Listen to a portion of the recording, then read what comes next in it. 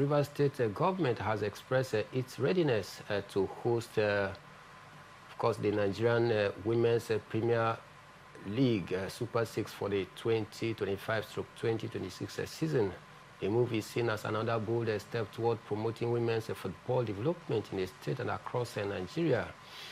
Speaking at the annual general meeting of the Nigerian Women Football League held in Port Harcourt, the Rivers State capital, Commissioner for Sport, Barrister Christopher Green, who represented the governor, Similaye Fubara, commended the league management for bringing the event to Rivers State for the first time. Green reaffirmed the state's commitment to supporting initiatives that foster the growth of women's football, stressing that Rivers State will not only host but deliver a world-class Super 6 championship when the season concluded. Of course, they're still talking about the Nigerian Women Football League. Kingsley, after the annual general meeting, it was concluded in a roundtable discussion that the Women Premier Football League is going to kick off on November 26th in that particular one. And the Rivers State, led by the able Commissioner for Sport, Barrister Christopher Green, is pushing for Rivers State to host the final 6. With the way and manner Rivers State has been getting some, nods to host some of these major sporting events, it looks as though the state has or is gradually prioritizing sport in the state, and this should be a very good one for the teeming youth of Rivers State. No doubt about that, Mike. Rivers State, over time has been a hub of sports, in the country. But I think somehow, they slacked, in terms of managing the sporting facilities, in the states. You take a look at the Adoke Semaka Stadium. The stadium has been there for so many years and can't even host a CAF Confederation Cup game. It's that bad, as it stands. Rivers United, of course, they always go down to the Goslar Private International Stadium to execute their continental, games. And you take a look at it, which standard sporting facilities do Rivers State have, to host a major competition? Even a competition like the National Youth Games, can they host it? You talk about the national sports, festival, as it stands. I think they've only been fortunate just as a result of the fact that, yes, they have a good basketball court, and that's why whenever they trade bid, to host it, the NBBF will just easily give it up to them because they have a good basketball court and they've hosted the tournament several times and they've seen that, yes, they can do it, to say. So I think just like we always reference Goslar Private International Stadium, whenever we have a very big event, in the country, or football events, you'll see people run down there. That should have been the same, for Rivers State, if the sporting facilities, has been properly, of course, managed, over time. So they would have been talking about maybe, Rivers State gradually. We should have been talking about Rivers State hosting major tournaments, in Nigeria. And I just hope that now that the sport commissioner is back, I think a few days ago we hear that there's going to be massive renovation of the Adoke Semaka Stadium, even the Shark Stadiums, of course, stadium in Port Harcourt. So let's just see what comes up. We'll just hope that all of this, of course, will be put into, will come to fruition, and then we'll see, how it goes down there. For the Super 6 being hosted in Rivers State, I think for me, it's a good one. It's going to serve, of course, as a bit of advantage for the home side, talking about Rivers Angels, if only they will utilize it, of course, properly, at the end of the day, because it's really, really getting intense, talking about the Nigerian Women Football League, this time around. All teams will be coming out. Don't forget, yesterday we got to report that 6 teams will be relegated, at the end of the season. So this will make the teams available to really fight, for their sports, as it stands.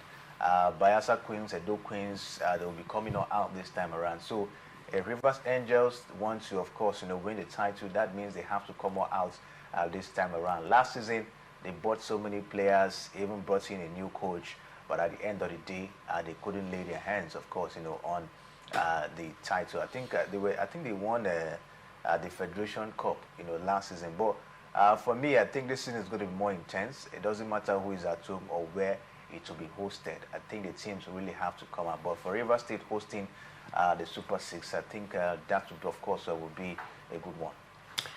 It's going to be a good one for Rivers State to host the Super Six. Talking about the Nigerian Women Football League Super Six, as they are making a frantic effort to ensure that they get the hosting right of the Super Six. And we see how all this one will go. But representing the president of the Nigerian Football Federation, Ibrahim Gusso, the head of women's football at the Federation, Aisha Folade, praised the Nigerian Women Football League Board for its resilience in managing the Women's League and pledged the NFF for support in resolving the persistent calendar inconsistency that have affected the competitions.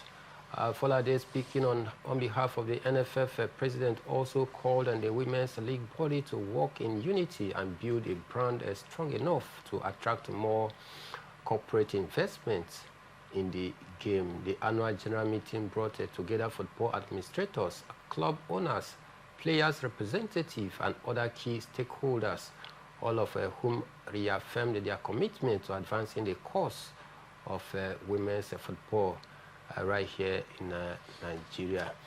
Mike, sorry, right. Talking about branding, I think that a lot needs to be done in the Nigerian Women Football League. Okay. Last season, we were talking about the winner going home with 10 million naira. How can the winner of a league as big as the Nigerian Women Football League, after how many months traveling from here to here, trying to execute games, last Adamawa Queens have to pay their way all the way from Adamawa to River State to play, and they were well beaten, and they went back. So the struggle is much. All right. So at the end of the day, you'll be giving 10 million naira. It is poor, very, very poor, and I think that is where the league organizers should try most they can to see if they can improve in the prize money. It is very, very poor. 10 million naira, for the winner of a league in the country is laughable, Mike. Very, very laughable. At this point in time. Yes, they've been talking about sponsors. Whichever way they can, get sponsors. And when you have 1 or 2 or 3, 4 sponsors, it would definitely, of course, boost the prize money, because the sponsor will bring in money, to the league to sponsor. At the end of the day, you have money for the prize, for the winner, and so many other things. And what don't we always emphasize on the Women League, being on TV? It's only when we get to the Super Six, that is where you see the league. Of course, they'll stream it, maybe to be on TV, and all of that. I don't think we're really prioritizing female football down here in Nigeria. All right, you take a look at the Nigerian Football League. This league has produced stars. True. You talk about the likes of Asista Oshola, even the current Super Eagles captain, and all of that. All of them were they were actually being spotted here in the Nigerian Football League. So why is it that we're not really paying much attention to female football? 10 million naira for the for the winner of the league. You ask yourself, take a look at all what the club has spent, throughout the season. Is it equal to what, is it equal to the prize money and all of that? So for me, I think in terms of branding, the organizers should try most they can to see how they can take, of course, the league forward, bring it to the faces of the fans. All right, let's let people watch it. Let brands, of course, come to partner, with the league, and then, of course, the Nigerian Women Football League will, of course, gain a very, very impressive, heights, and as well a good image for the country. All right, and I think I key into that very particular opinion that the Nigerian Women Football League should be rebranded in a way and manner that it will attract private sponsors, so that at least some of these teams can get something big at the end of the season, because it's quite disappointing after teams spend a whole lot of money to prosecute home and away matches. In fact, you talk about the recurrent expenditure to run a professional women football club. It doesn't come easy. Then at the end of it all, the final winner of the league will be given the sum of 10 million naira. And if you juxtapose 10 million naira vis-a-vis the recurrent expenditure made by some of the clubs during the course of the league, and I can tell you that it is a far cry, to compare to the expenditure made by some of these clubs. So I think I agree with Kingsley. The league needs to be improved. A league needs to be restructured. The league needs to be, of course, exposed, so that at least some of these our talented players can get that recognition. Of course, sponsors will come in and do their own part of the bargain so that our league continue to improve. And I believe that the Women Football League Board, they are also taking cognizance of some of these gray areas that they need to strengthen and see how, of course, to improve the Nigerian Women Football League here.